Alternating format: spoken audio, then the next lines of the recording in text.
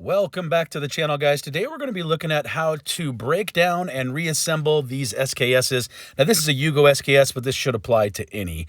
Apply some forward pressure to this top cover, swing this pin up, and then take it out. You're going to pull this top cover backwards and off. Pull this main spring straight backwards and out. And then you're going to remove this charging handle and this bolt carrier group. These come out 2 pieces. I would go ahead and put this lever back in place just so we don't break it off or anything. And then let's pull those out of the way. The other thing we need to do is we need to get off this gas tube and handguard. Now here I want to be really careful that I don't ding my wood or anything. Let's pull this lever up just to the first position. That's very important. This is a very tight handguard on this one, so you'll see me struggle just a little bit. But let's pop that off of there. There is your handguard and gas tube, and then your gas piston, of course. And actually, if you pull this lever all the way up, you will release your operating rod and spring. Let's pull those out as well. And let's just kind of set those off to the side for now. And then the other thing is, let's go ahead and get this trigger assembly out of here. There's a little button.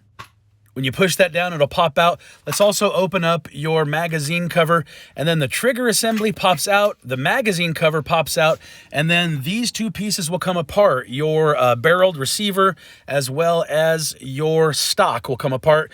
Now, obviously, you could inspect or do anything, clean it here. Let's go ahead and jump back into putting them back together, though. You're going to want to lever that stock back into that little tang there.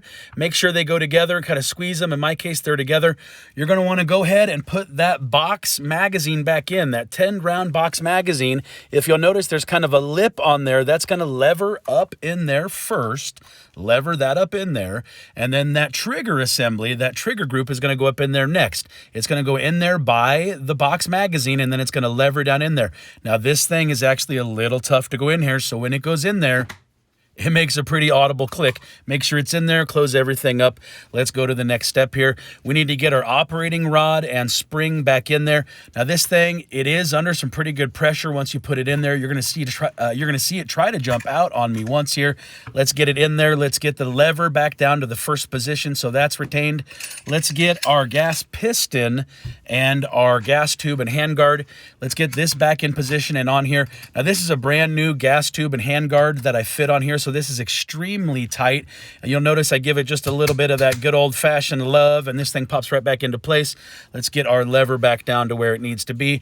Now from here, we really just need to get our bolt carrier group, our bolt carrier back in there.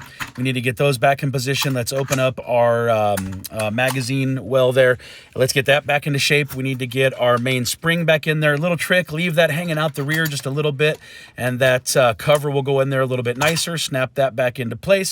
Open her back up, and you are done. And then the last step is just to take a look at how beautiful this freaking rifle is. This is a gorgeous rifle, man. One of my favorite guns, to be quite honest. Anyway, wanted to say thanks for watching. Have a good one.